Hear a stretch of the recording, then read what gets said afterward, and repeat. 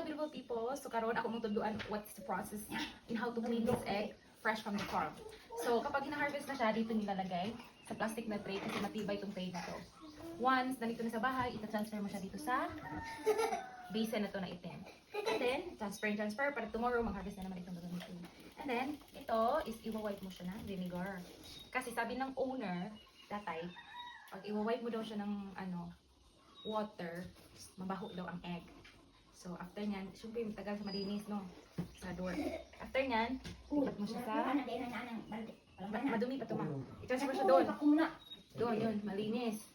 After nyan, malinis na. Actually, malinis. Ito, ititimbangin mo siya doon, aribilin. Ayan. Timbang mo siya. Paglagay mo yung egg.